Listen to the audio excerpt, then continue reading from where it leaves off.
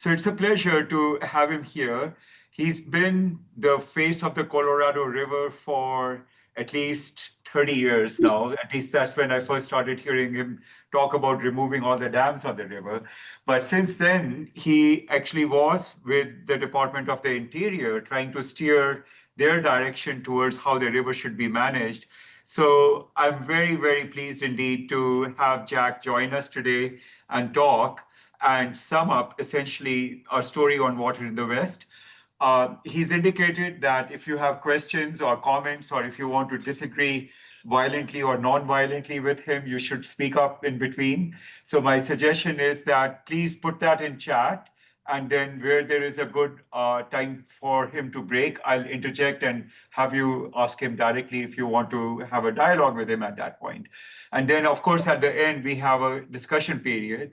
So we will do that. And then I'll advertise also that in early October, we plan to have a meeting at ASU where we will again discuss the Colorado River. So please keep that in mind. And then we will be back giving you more information on that as it develops. So with that, Jack, it's all yours.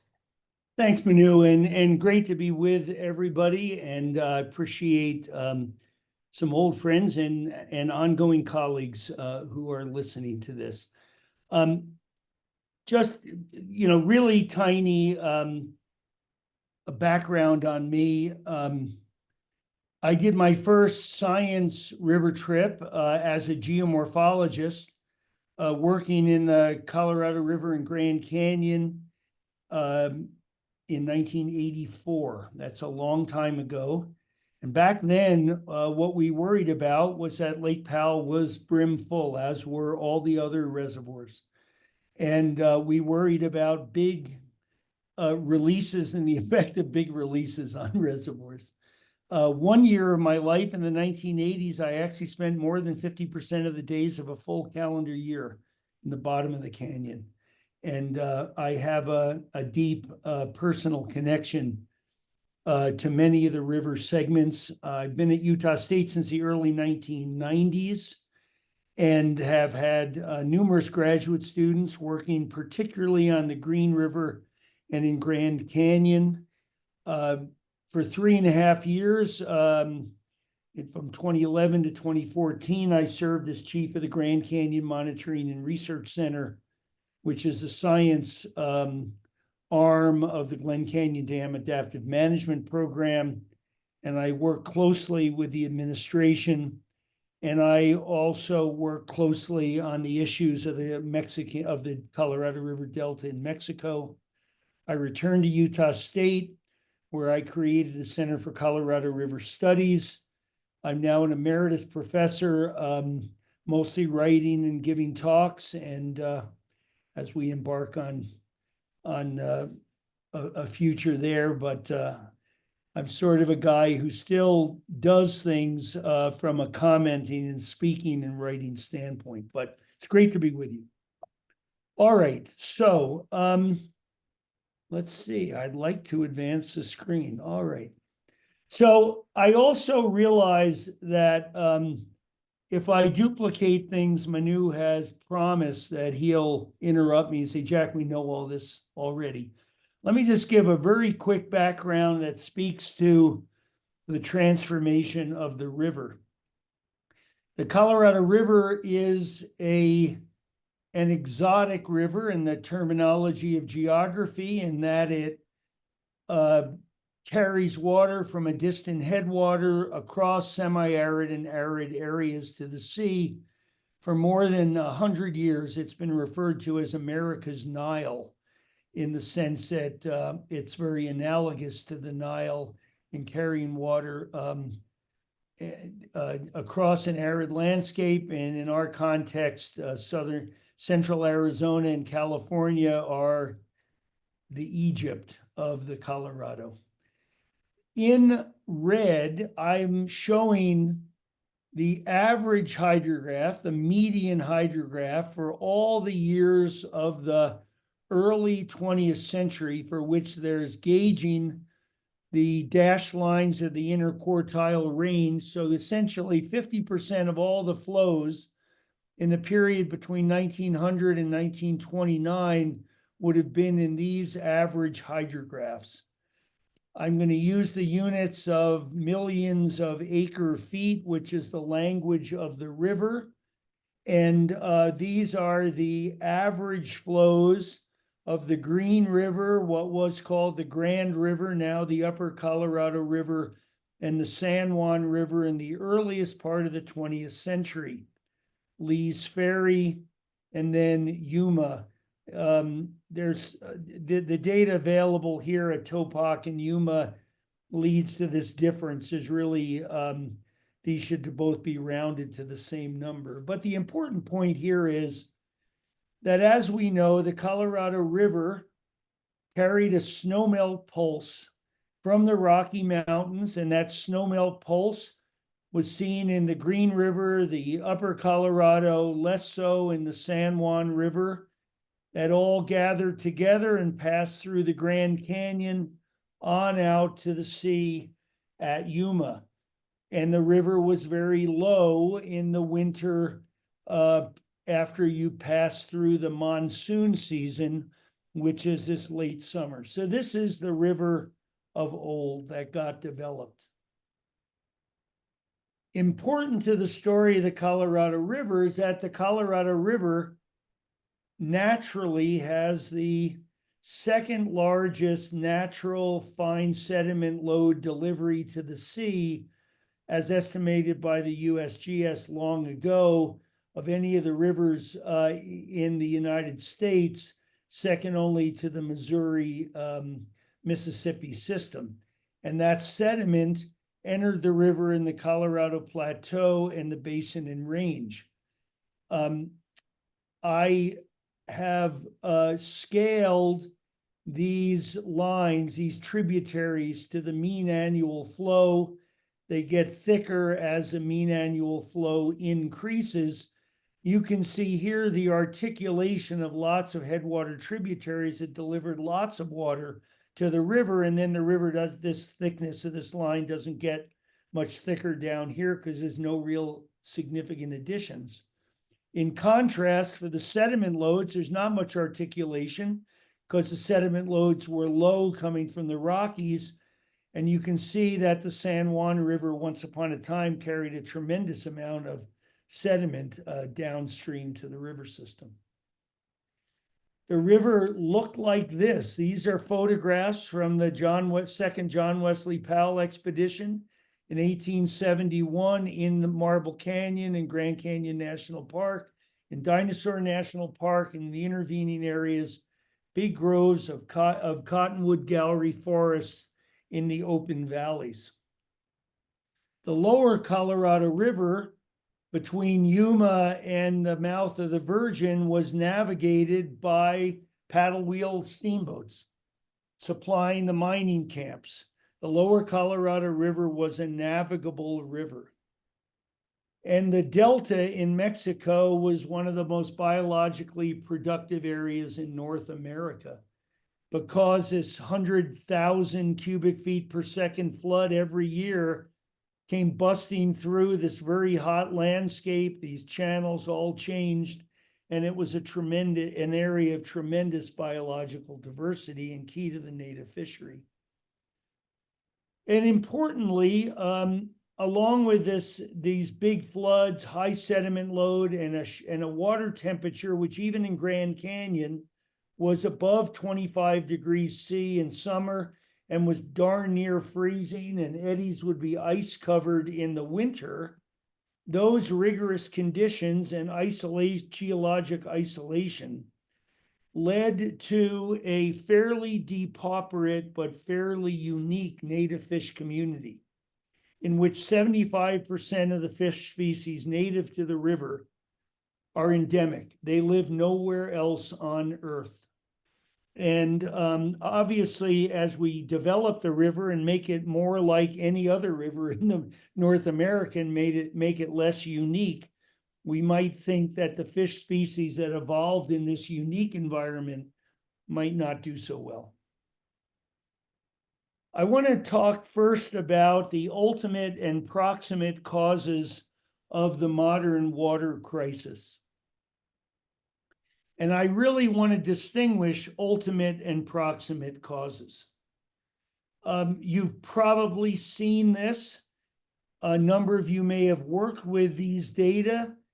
These are the Bureau of Reclamation's estimates of what the natural flow of the Colorado River would be in the absence of humans, what the natural flow coming out of the Rocky Mountains would be at Lee's Ferry, just at the head of the Grand Canyon. Essentially, these data represent what comes out of the Rockies.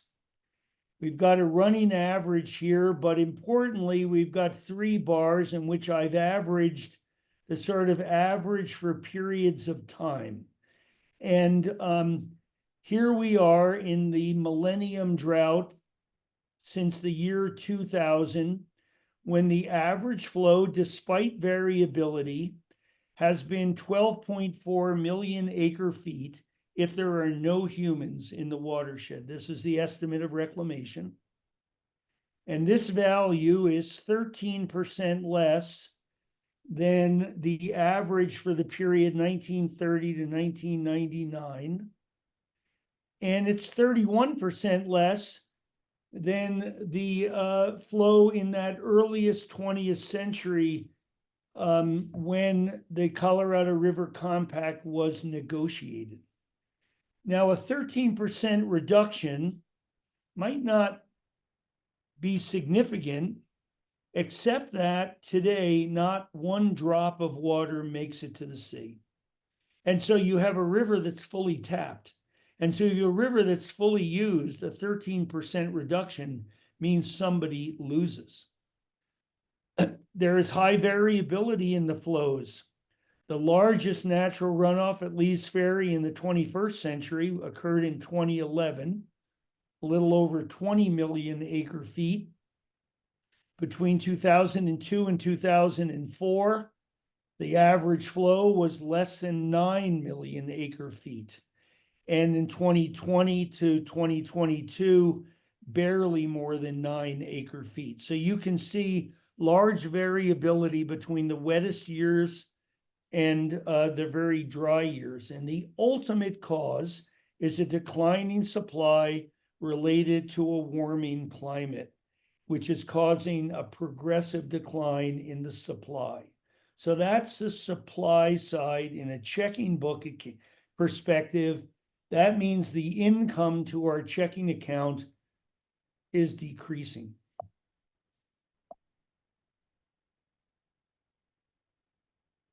Now, in this graph, I went through all of the reclamation data on consumptive uses by each of the basin states and Mexico, and added in estimates of evaporation.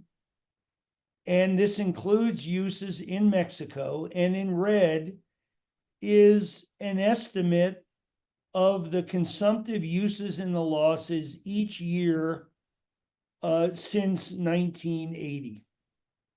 So these are the expenses out of the checking account. In blue is the water supply. And in this case, I've taken the natural flow at Lee's Ferry from the previous graph and then added in a unique number that averages a little less than 800,000 acre feet that comes into the Colorado River within the Grand Canyon from all the big perennial streams that enter the river within Grand Canyon. And so the supply that we have available to divvy up between the upper and lower basin states is the sum of these two values and a pretty uncertain number for water that might come in below Hoover. This number is somewhat uncertain, but if we believe this number from reclamation, the total average natural supply is a number like 13.5 million acre feet. Now, the averages of consumptive uses in the first 10 years of the 21st century was more than 14 million acre feet. About 14 million acre feet, 2011 to 2020. We've slowly decreased the consumptive uses. But these numbers do not include estimates of riparian ecosystem evapotranspiration, which Brian Richter and a team, of which I'm also co-author of this study, estimated 3 million acre feet throughout the entire Colorado River watershed. I'm not so sure this number is that large, but whatever the case, if you add this 3 to this or 2 to this, you got a problem, right? These numbers are bigger than that number. So we've got a problem. We have expenses out of the checking account that are larger than the income into the checking account. And even when we know we have a problem, our democracy and the law of the river and how things work mean that we're able to slowly change and reduce consumptive uses, but not precipitously reduce uses.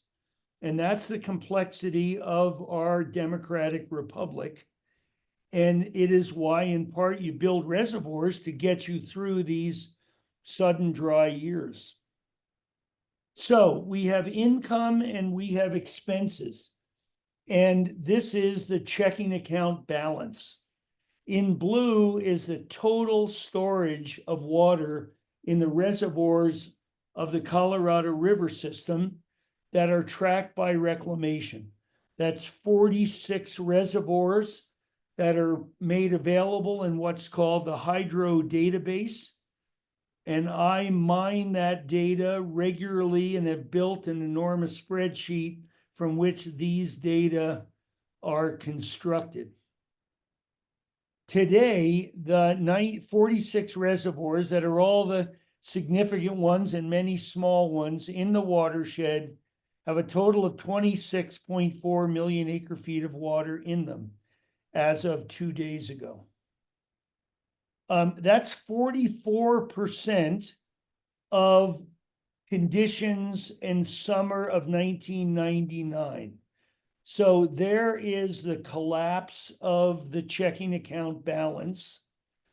And this is the only way that you could sustain long-term expenses that are greater than long-term income, is by draining the bank account. And that's what we have. And the conditions as of 2 days ago are equivalent to what they were in mid-August of 2021.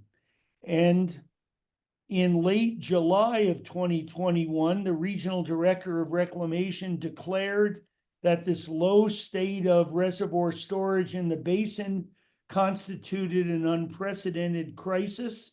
And in August of 2021, Interior implemented an unprecedented announcement of shortage in the lower basin, and that's where we are today. Now, it's really important that this mixture of ultimate and proximate causes, a decline in income, an expense account record that doesn't change as quickly, led to, it's not like we had a gradual, slow decline in storage in the bank account. It declined precipitously in these 5 years. 5, 1, 2, 3, 4, yeah, in these 5 years. It precipitously crashed. And then it sort of hung around, it kind of decreased a little, but the important point is it never recovered. We never reduced consumption and built it back up. And then when we went into the next acutely dry period, we had no money left in the bank account. And because we had no money left in the bank account, this was the big crisis that led to all the newspaper and media stories. And now we're here. We haven't built it up. We're on the edge of the cliff. We're actually lower than the edge of the cliff. And we're going to have a bad water year coming up, as I'll talk about in a minute. So that's why the crisis continues to exist despite the gain of 2023. Just for information's sake, I think it's important to just kind of have some rules of thumb. This is where we were. These are data as of 2 days ago. 60% of all the reservoir storage in the basin is in Powell and Meade, period. 16 million acre feet are in Powell and Meade. 8 million acre feet are in the 42 reservoirs upstream of Powell, and 8% are in Lake Mojave and Lake Havasu downstream from Hoover. So that's a way to think about the basin. And you can see that the pattern for the total storage is really the pattern in Lake Powell and Lake Meade. You can see that upper basin storage responds to every snowmelt year and then goes down and goes up. But the big carryover storage is all in Powell and Meade. And you can see that Mojave and Havasu essentially are operated at a steady, fairly full pool. So this is how the system is operated. This is where the water is. It's all about Powell and Meade.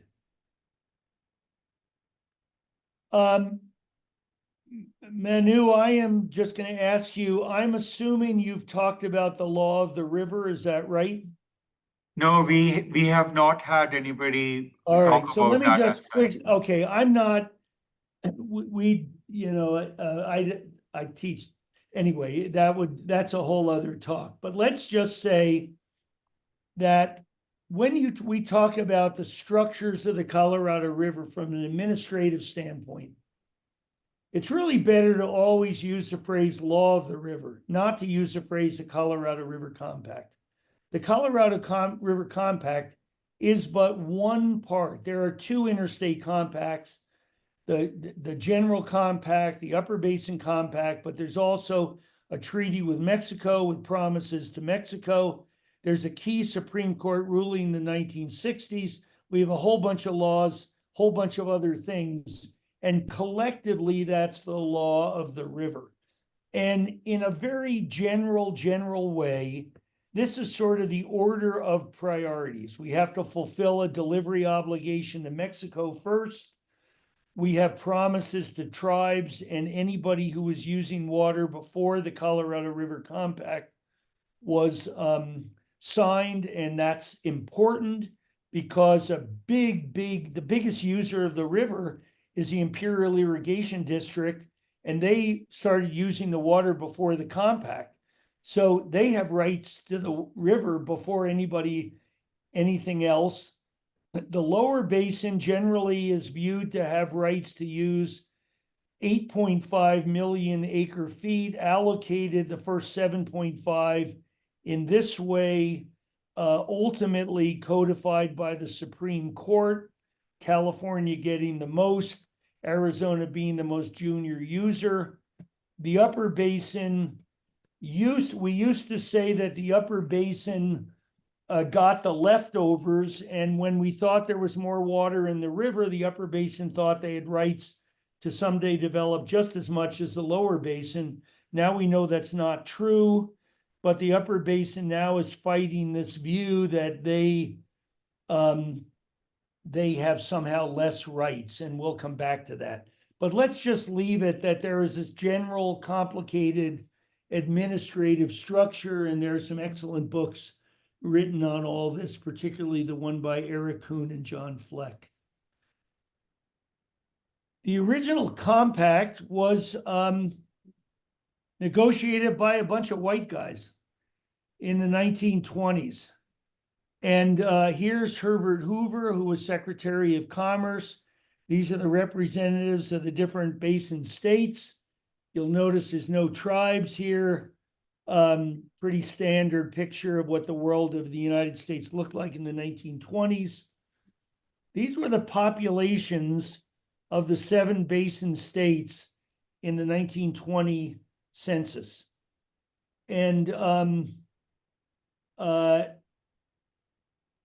you know, there's less people in all of these states than in the first one or two cities in the East.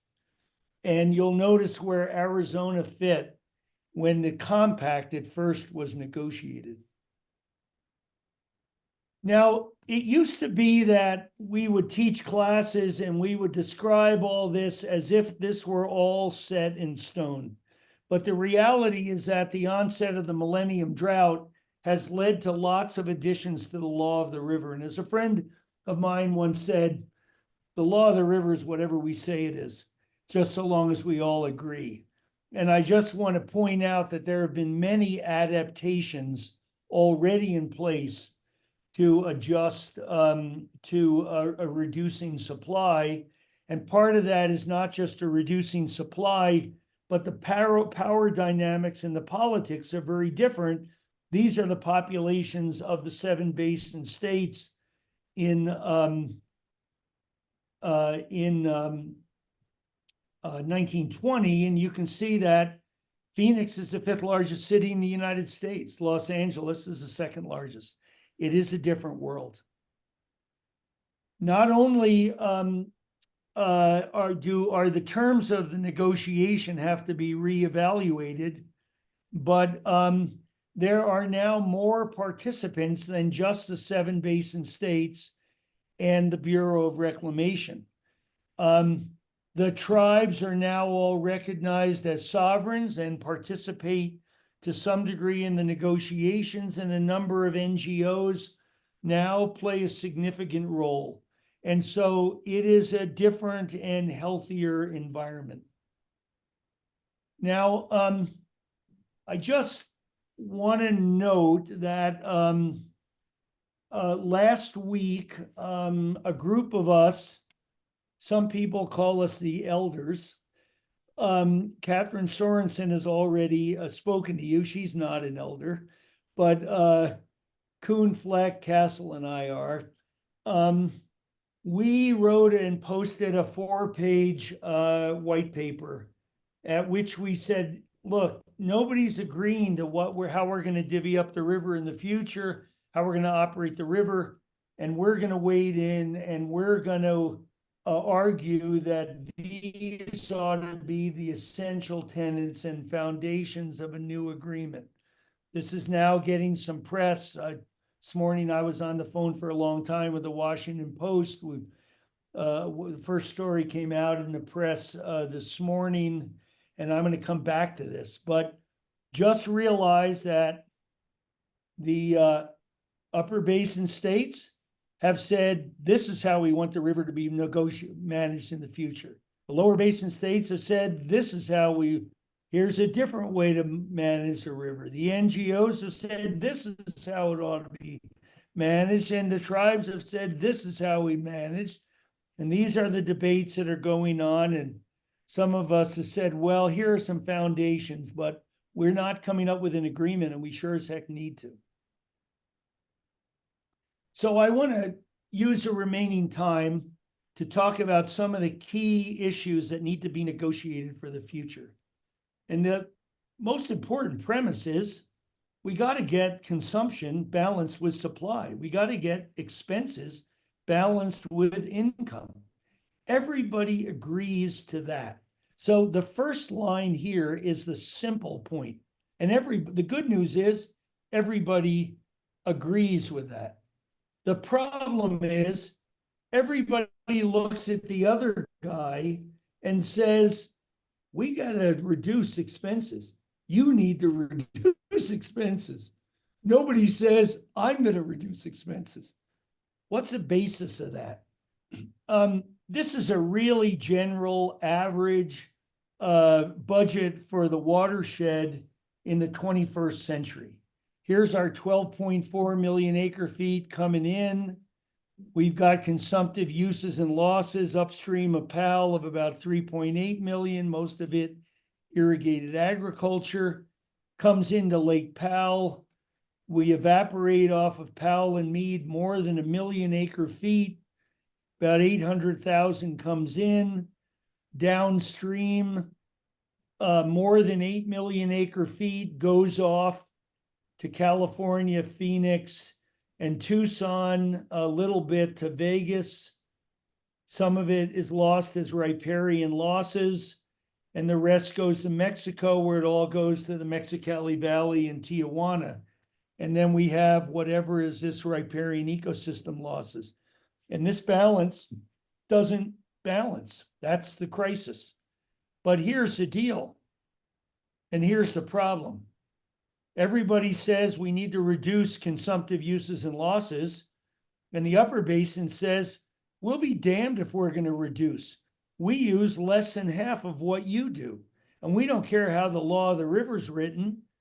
You're using twice as much as us. You make all the reductions. The lower basin says, are you crazy? The water's being used to fuel some of the biggest economies on earth. And we produce a large part of the winter produce down in the Yuma, Imperial Valley, and also down in Mexico. Why would you ever reduce that supply? That's sort of the essence of the debate. It is definitely true that the proposals in the lower basin is that the lower basin has proactively volunteered to reduce its losses by significant amounts, at least by 1.5 million acre feet. But the upper basin has been fairly intransigent in saying, we are not going to agree to any mandatory cuts. If we get really low, you got to cut even more. That's sort of the basis of the disagreement that continues to this day. That's a political disagreement. But as Brian Richter and colleagues, as we showed in this report, it is important to keep in mind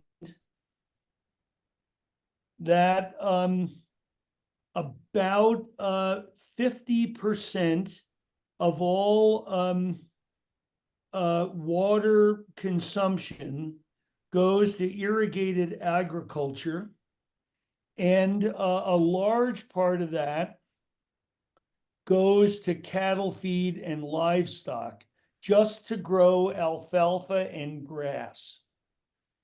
Mark Reisner, the author of Cadillac Desert, a book I'm sure every person has read, once said that the American West didn't have a water supply crisis.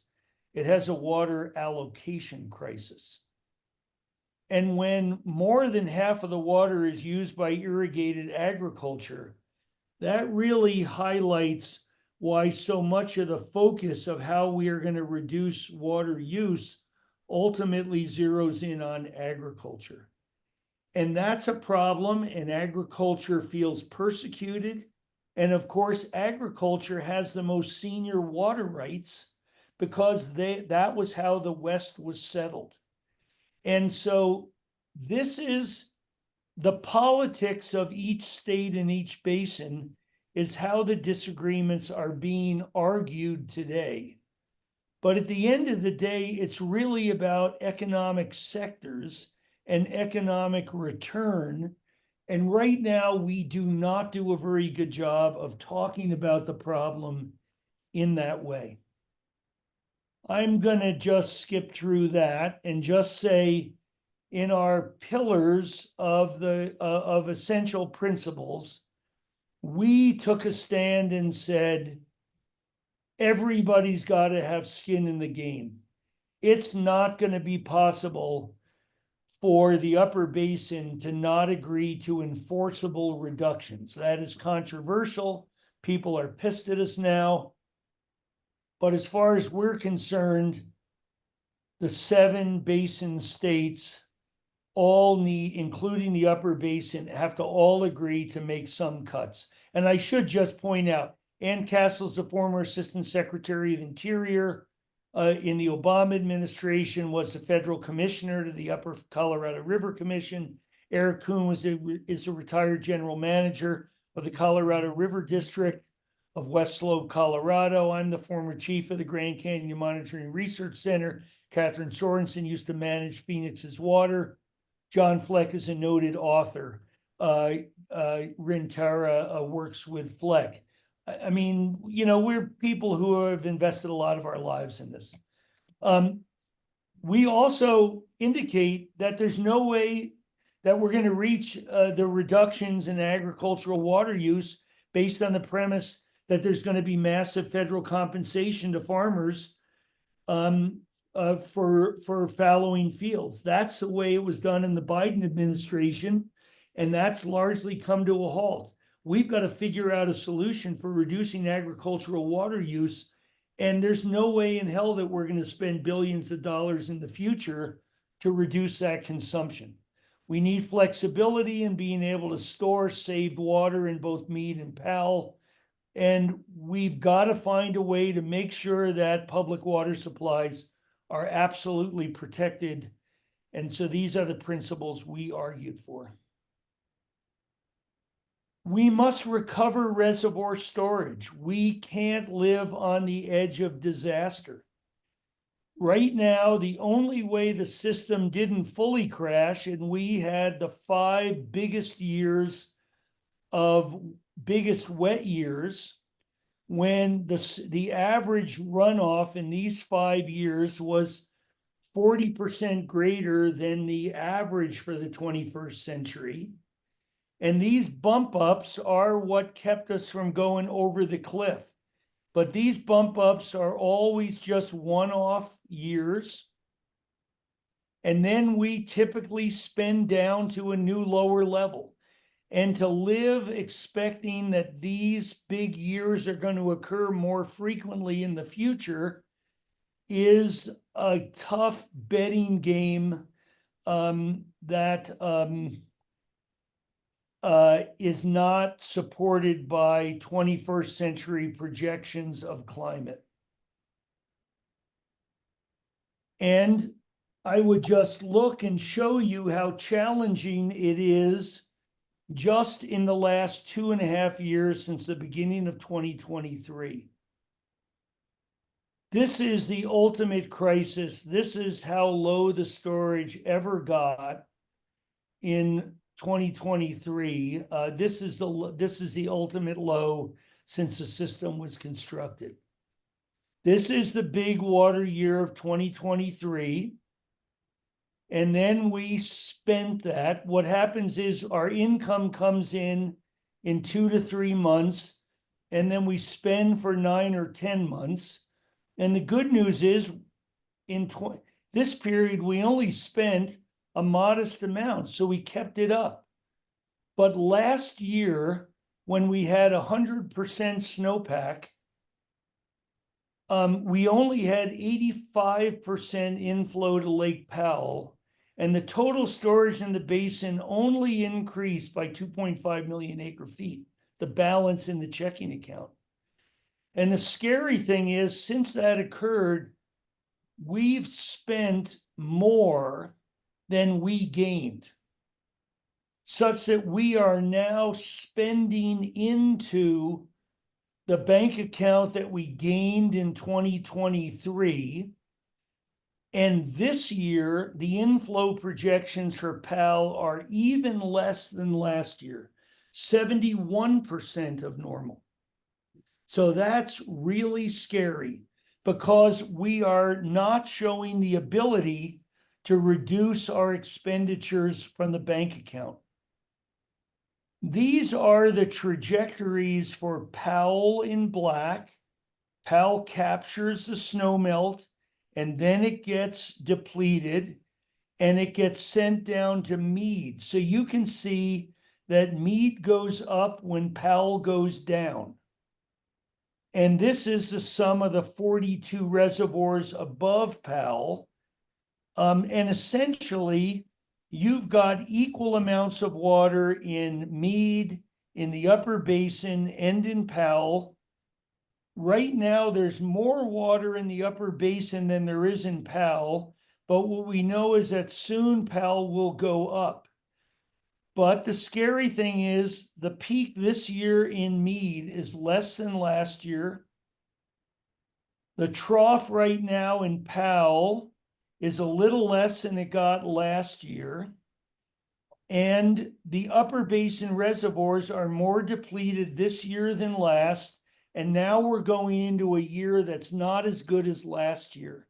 And so we're going in the wrong direction. And this is where we desperately need to decrease the expenditures from the bank account.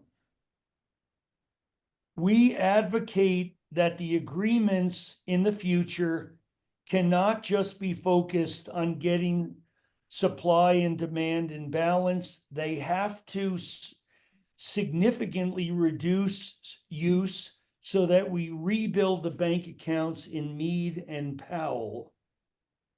And that makes the problem even scarier and even more of a challenge. Let me see, I got 5 minutes. All right.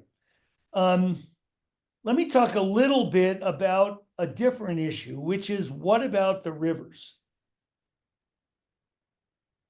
Now, maintaining the ecological integrity of the rivers that exist between the reservoirs is a real challenge because we have the double whammy of climate change and a change in the natural runoff.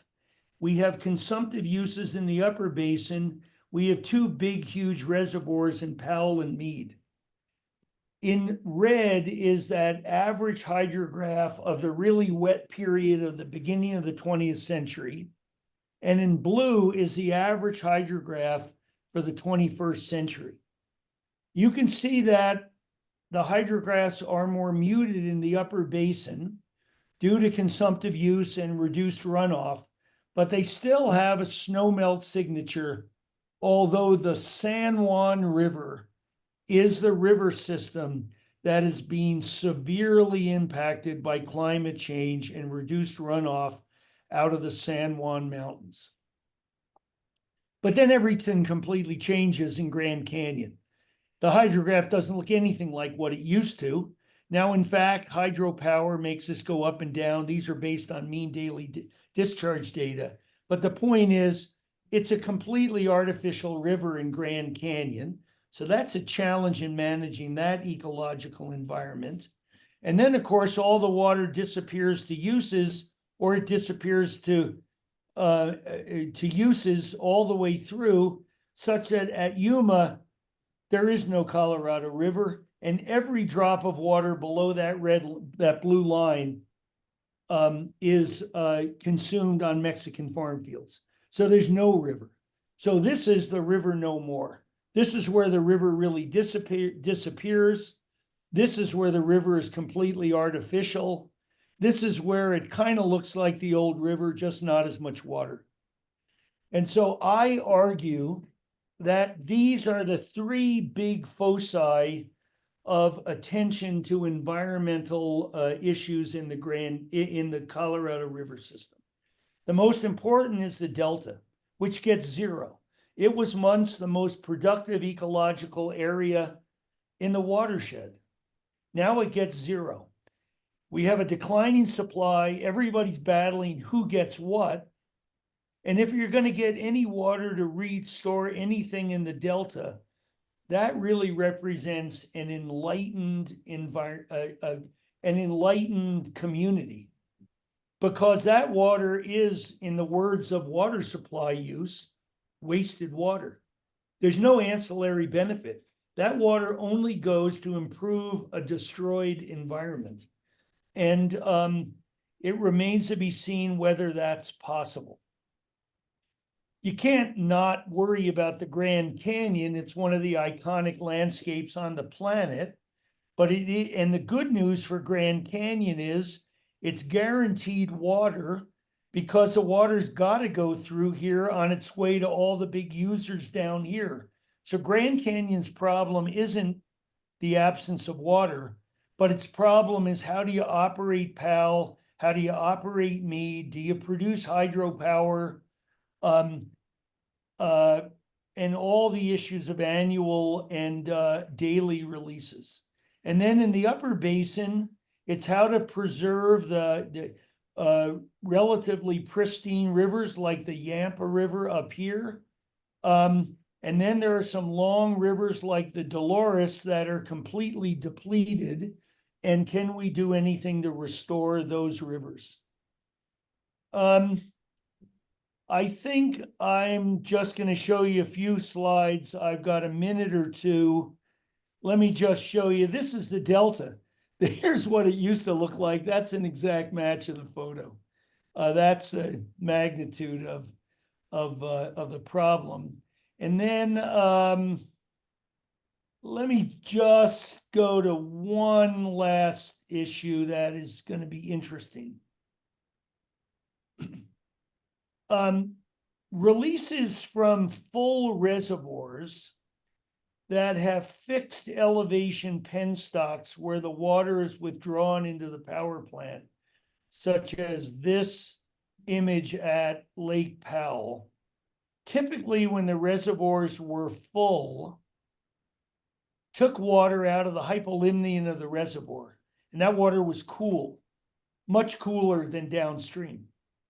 So the ecosystems, and these things are sort of shaded to summertime temperatures during full pool conditions, is we had unusually cool river conditions in at least in really all of Grand Canyon, but particularly near the dam and also below Flaming Gorge and also below Navajo. And these dams have been in place for more than 50 years. So we had ecosystems that developed in a completely different thermal regime.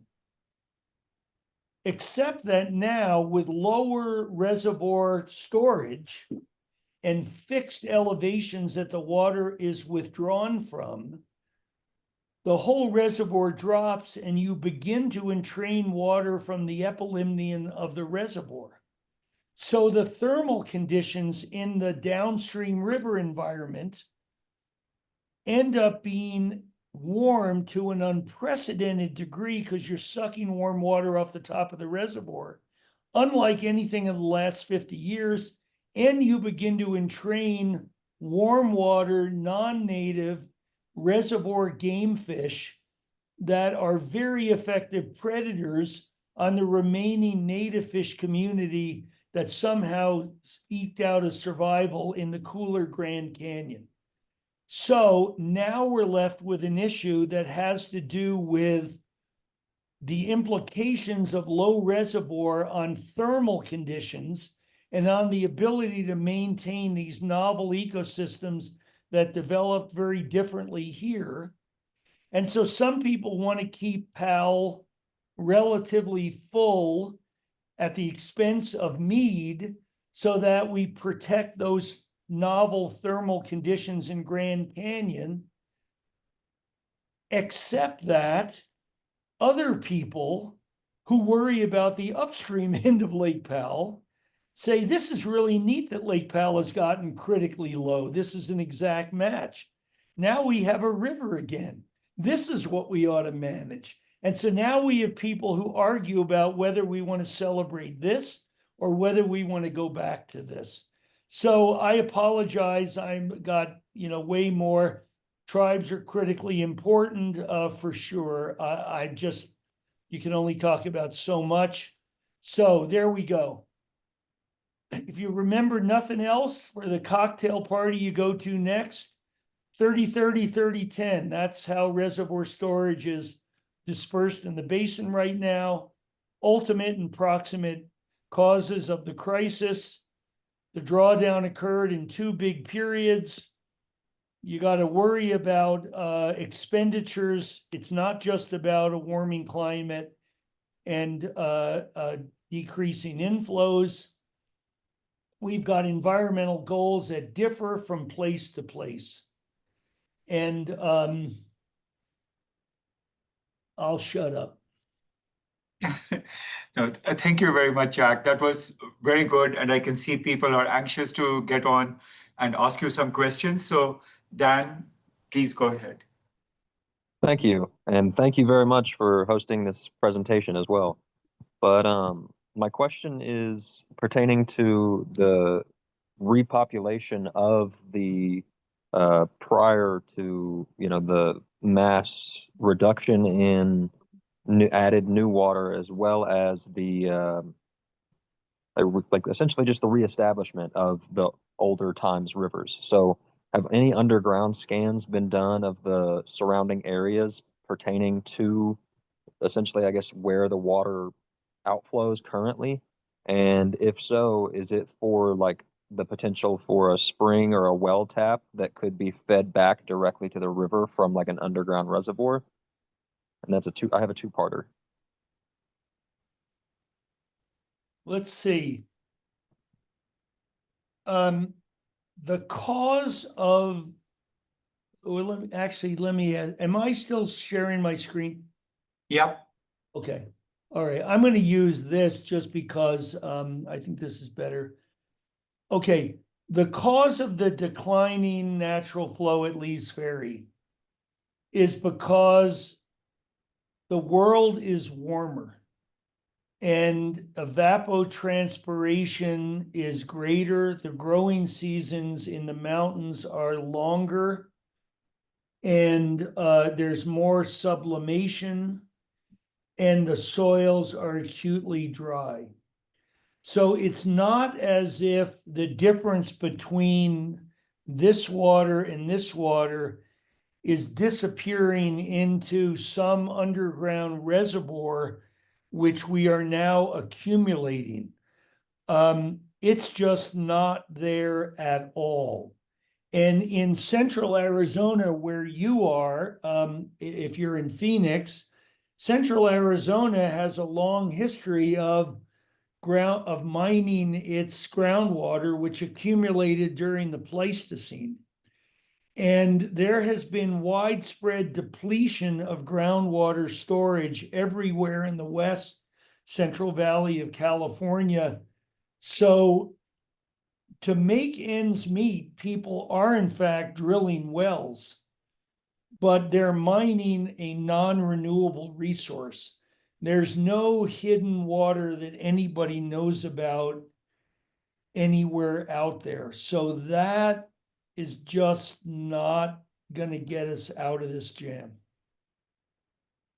Fair. And so I guess my question, a little bit catered, is not necessarily water that's coming from the river and going to an underground well or a reservoir, but more importantly, if there's some that are fed by natural rainwater flowing through like the cracks in the rocks or the this or the that, not necessarily directly from the river, that could be tapped into and still replenished, whereas it wouldn't be natural replenishment.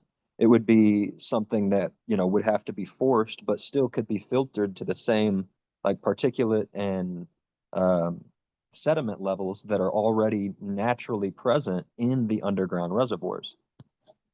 Well, groundwater is extensively developed all over the region, and people have wells all over the place. And in places like the Wilcox Basin of southeastern Arizona, I mean, that's an agricultural base that's entirely dependent on groundwater and has nothing to do with the Colorado River.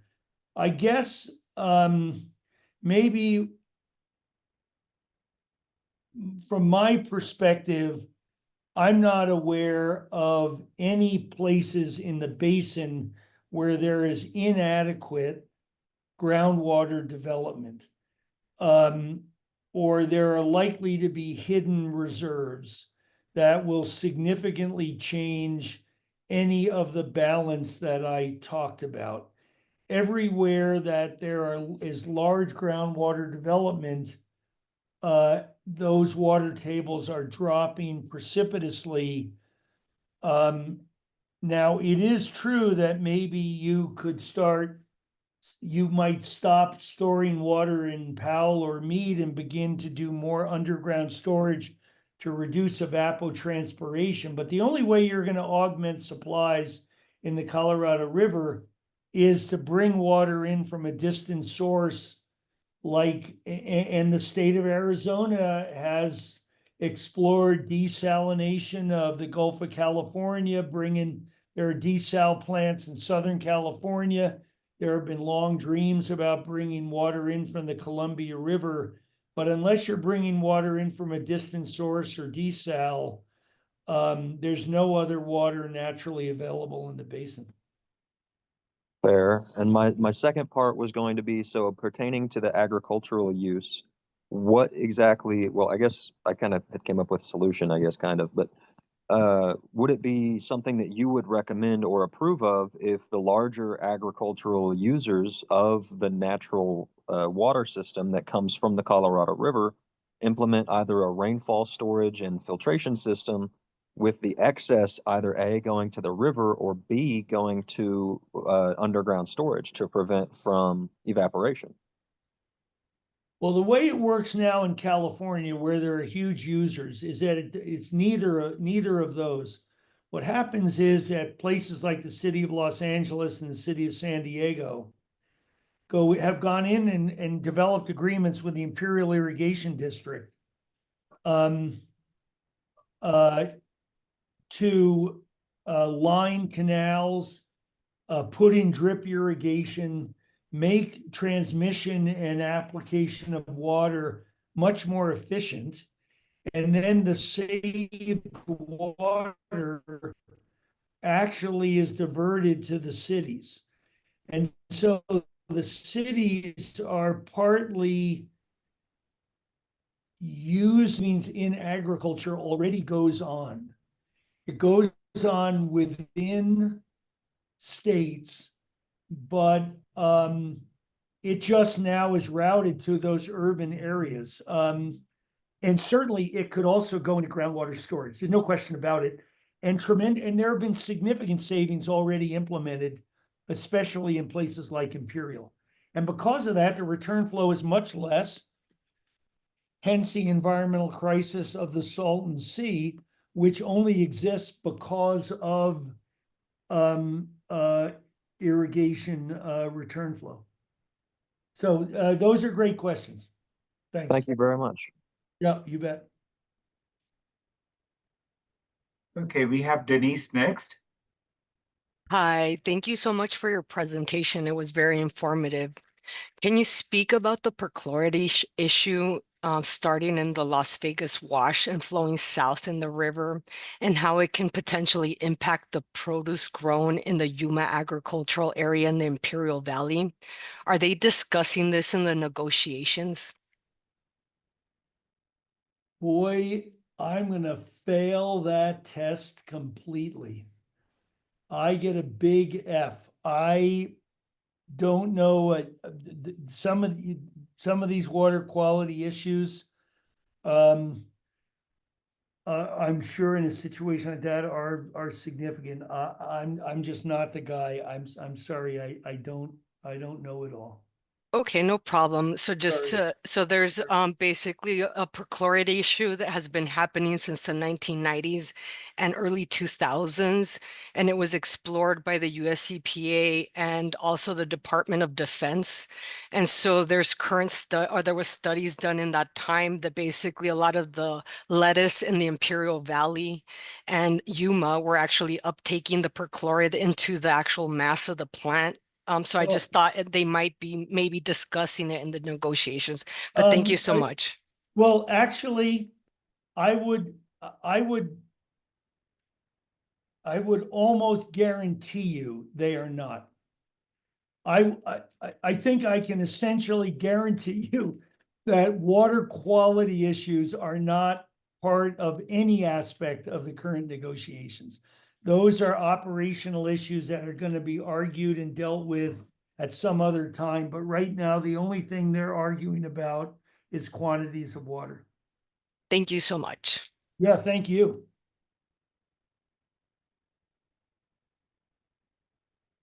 Hey, I think David is on next, so that should be a friendly conversation. So I guess I'm wondering if there's a trading or banking or economics model that would work. For example, we quantify how much comes in. Reclamation does this already. Allocate it perhaps according to the current law of the river allocations, and then let those owners trade it. In other words, buy and sell, track it through the plumbing, and have the magic hand of economics rather than leaders try and negotiate and put value on what should happen. And then I guess it diminishes the ecology, because the ecology doesn't have money, but there's people that value the ecology that have money, and yeah, I guess I'm just wondering whether an approach like that Right, yeah, would work. yeah, absolutely. And that's my point, is that that's where we're gonna be someday, but that's not where we're at now. So the point is, the way you just suggested it ought to work, David, is in fact how it works within a state boundary. So within the state of California, there are real water markets. Absolutely. And the marketplace drives significant transactions. In the state of Arizona, But the big issues are between the states. no, correct. And I'm not defending this. I'm not saying this is good. I'm just throwing out an idea for I mean, long ago, Yeah. the city of San Diego, decades ago, went up to the Yampa River Basin and said, we'll buy your water. And then just don't use it. We'll pay you and route that water all the way down to the lower basin, and we're going to use it in San Diego. And to be honest with you, nothing would have been better for the ecology, because anything that leaves water in the river all the way from the Yampa River Basin to San Diego is a win for every fish that lives in the river, right? And Mike Leavitt, a former governor of the state of Utah, decades ago said, we ought to be marketing the amount of water that we have a right to that we don't use. Why don't we at least get some money for what we don't use? And as a collective, the basin leaders went berserk. And it is prohibited. Interstate marketing is completely prohibited. Now, that is wrong. That stands in the way. That's the way the world ought to be. And when I say in a future negotiation, we will be talking about what's the best economic use of water, it is exactly what you're saying, David. And that is not where we're at now. So, I mean, what's the barrier to that politically? I mean, you said earlier, the law of the river is whatever we say it is. So what's stopping society getting there?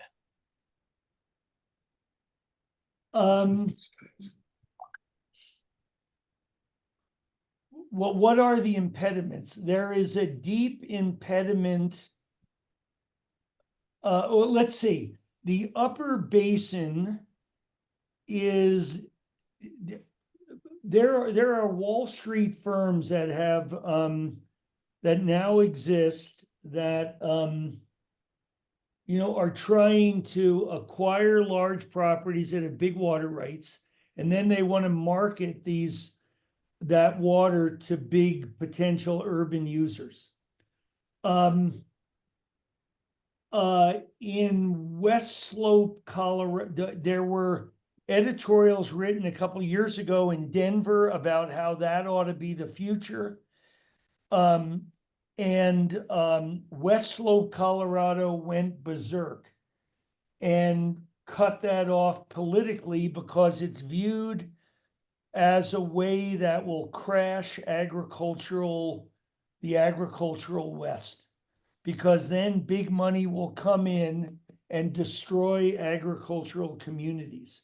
And so in West Slope, Colorado, the concept of water marketing led to an enormous outcry against it. So partly it's a perception of the impact to agricultural communities. Partly, I think there's a fear of what it will do to ag-dependent states in rural states like Wyoming, particularly, that big money states like California and Nevada would then start going off and buying that water and cause the collapse of Western rural regions. I'm sure that if we sat in a bar, I'd come up with 5 more reasons. But those are 2 that come to the top of my mind. But if there were a robust regional market, then the marketplace would drive things. And I personally think that would be of great benefit. There'd obviously had to be some sort of sideboards. But I think absolutely that would be a good thing. I guess another one would be that it would reward the present day crisis. And I'm going to speculate. Well, I'm retired. They can't fire me. You know, one reason why the Upper Basin might be fighting so hard to retain its water rights, even though half of their water goes to livestock feed, is that that's a holding position. But then within the states, they'll start trading that water off to the continued growth of Salt Lake or Denver or anything on the Front Range of Colorado. And so it could be that right now the big money would be to use water for the big economies of the lower basin. And the upper basin might not want to see that happen because they're really trying to hold on to that water for a future time when they themselves can trade it from the Uinta Basin of Utah to the Wasatch Front. But that's just rank speculation. I mean, it seems like some of those things could be, I mean, it has to be willing buyer, willing seller. So if you can set the price right, but yeah, I don't know. Yeah, it's well recognized there ought to be a more robust market, water market, and it does not exist between the states. Period. Full stop. Well, except that there's another fight going on, and that's the fight for tribal nations to enter into the equation. The tribes have legally a very different basis for access to the river. They sign formal treaties, sovereign to sovereign, for amounts of water that would guarantee their livelihoods. And they argue that they shouldn't be subject to any cuts, but that they might not use their water. But if they don't use the water that is legally theirs, they ought to be compensated, willing seller, willing buyer. So it is possible that the tribal water rights might actually be the first part of the water system that actually might get traded beyond state boundaries. But the upper basin states will fight the tribes to the death to stop that from happening. It's a screwy world that is definitely not entirely based on best science or best engineering practice. That's for sure. So the next question we have is from Janine. Thank you. This was an extremely informative presentation, and I'm going to combine my question with someone that asked a question above mine that was similar. You had noted that some of the Biden era incentives for conservation, such as leaving fields fallow, are going away or have gone away. Do you see a future where federal agencies will step in to support or incentivize the movement of agriculture to areas that are projected to have sufficient water supply under climate scenarios? And what are the other impacts, either direct or indirect, of this change that we see in federal priorities and policies and funding on the future of the Colorado River, both for 2026 and beyond? Do you work for a newspaper that you No, no, I don't. The Trump administration froze all Inflation Reduction Act spending in the lower basin. And that caused an enormous crisis where both Republican and Democratic entities in the basin pleaded with the Trump administration to try to explain to them that you got to reinstitute this or the whole system's going to crash. And so to some degree, that IRA funding was reinstituted. But given that they tried to freeze it in the first place, there's no way that that's going to, this Congress is not going to pass another multi-billion-dollar buyout of farmers. Now, even back then, a number of us, and I mean, I'm not unique in this. I mean, the argument really is we shouldn't be spending money to simply let lands fallow. We at least should be spending all of our money to make agriculture more efficient by infrastructure issues. But there are huge problems in soil science and irrigation engineering that have to do with putting less water on soils. You got to still flush out the salts down in the lower basin. Takes a tremendous amount of money. And right now we're in a world of hurt because it's hard to imagine where that money's going to come from in the present Congress and the present executive branch. I just don't see it. And so maybe it's going to come from within the states. Maybe the cities are massively going to have to subsidize this. That's going to increase water rates to much higher. I don't see any easy way. And then, more generally, my heavens, the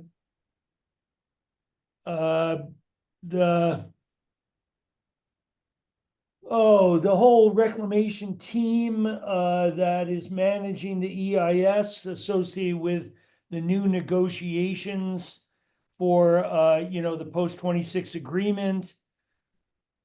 The co-leader of that program, he retired. The modeling group in Boulder, they've lost staff. The number of things they do in figuring out all the water use and consumptive use, that staff is down. They're doing things much slower. The operator of Glen Canyon Dam retired. The operator of Navajo Dam retired. Those things have to be backfilled, and they're taking people out of other places. And so we're gradually crippling reclamation's ability to do its job. It'll be interesting to see what happens with the salinity control program, which is mandated by law. And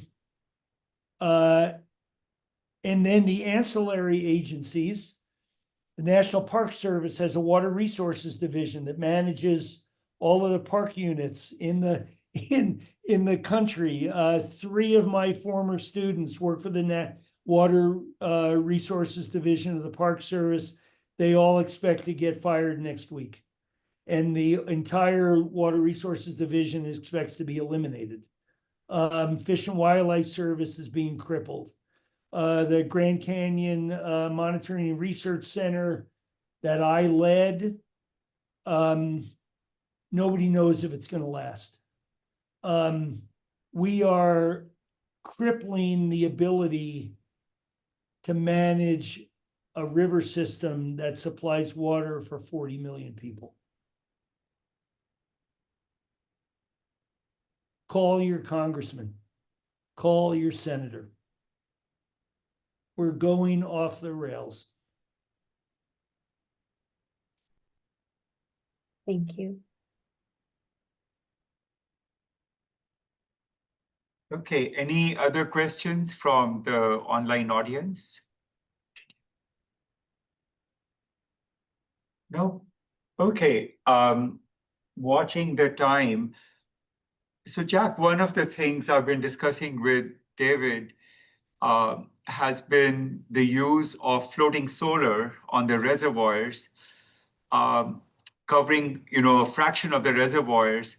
And for example, if we did Meade and Powell, 10% of surface area, that generates a fairly significant amount. I keep being told that this is not a good idea for a variety of reasons. Do you have an opinion on this? The evaporation reduced would be roughly 70 to 90% of the surface area covered.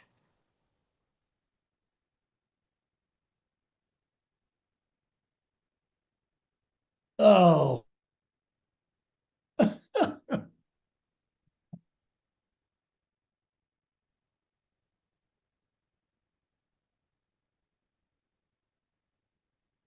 Hello. Yeah. Okay, now I'm sorry, that you asked a hard question and so my network crashed. Anyway, look, any idea, try any idea. Obviously, you're not going to cover all of Mead or all of Powell because there also Yeah. is vast recreation industry. But if 1 million acre feet a year is evaporated off of Powell and Mead, anybody's idea in any way is worth trying. Period. Yeah. So one opening that has come for Mead and Powell is these people are looking for thermal blankets to cool the water down. And this, of course, that would be a side consequence of having the panels on there. They would basically Yeah. function as a thermal blanket. Now, hold it. Why would anybody want a thermal blanket on Lake Powell?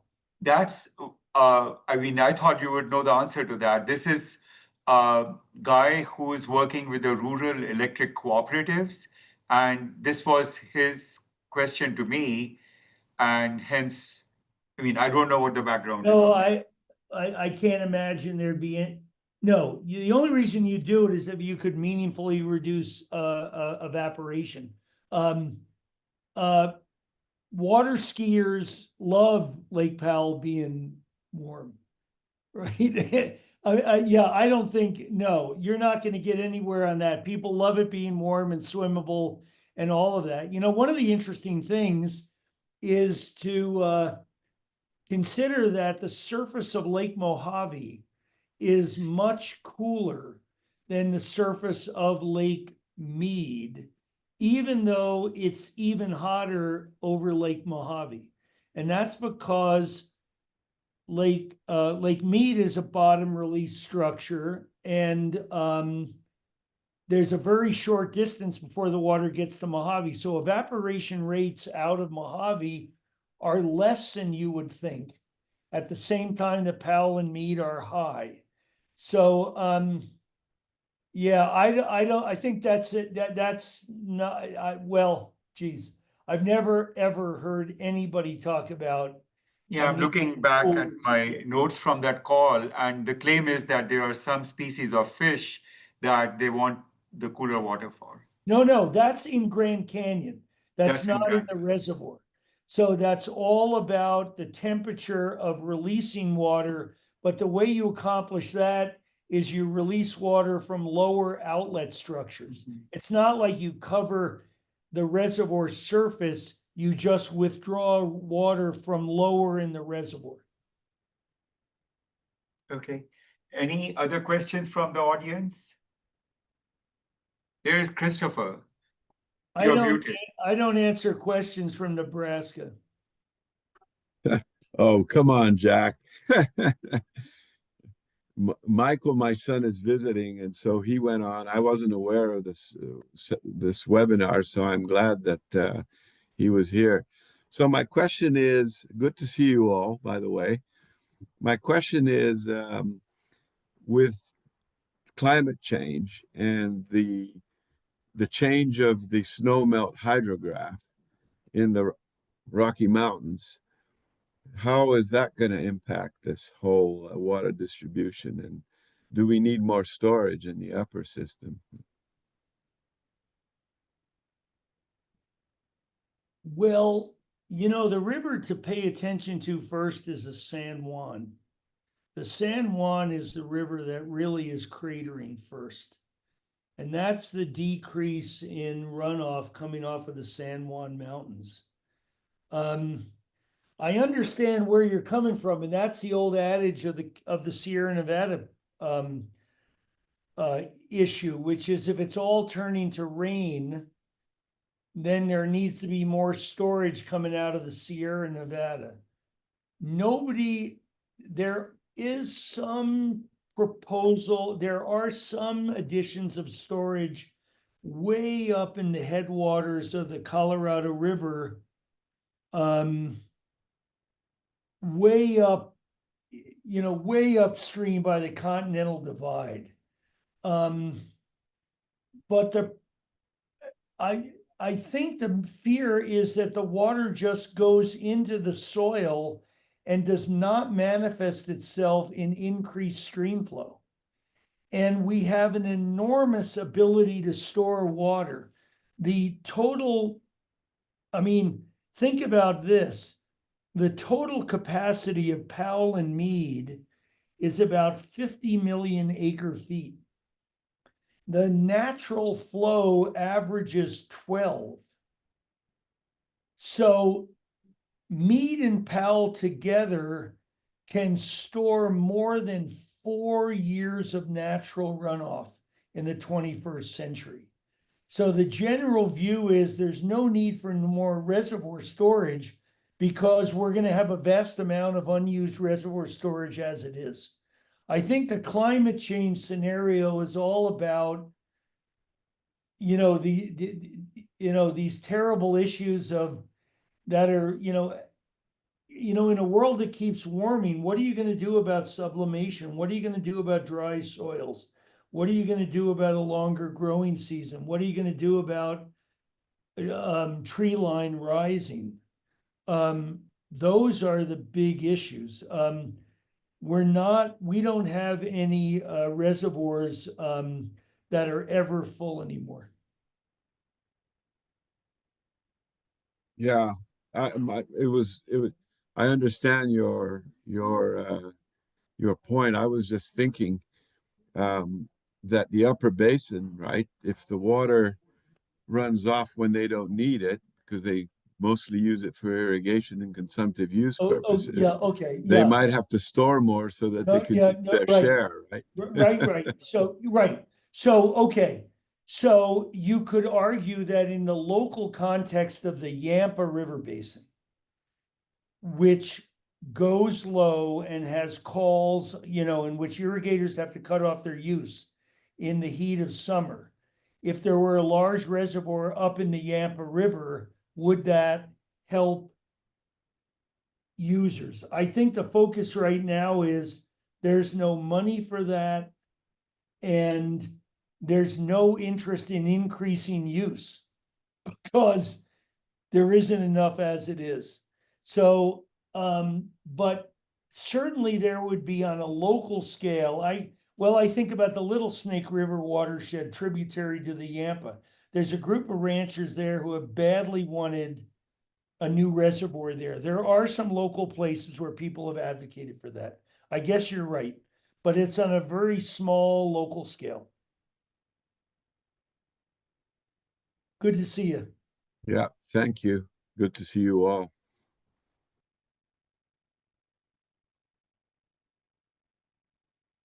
Okay, well, thanks very much, Jack, and we hope to see you in October. Or if you don't like October, we can push it out to when you're frozen in Logan and try to help with that. I always appreciate coming to Arizona, especially in the wintertime. I look forward to the visit. Okay, thanks everyone. See you. Thank We you. look forward to seeing more of you in the future.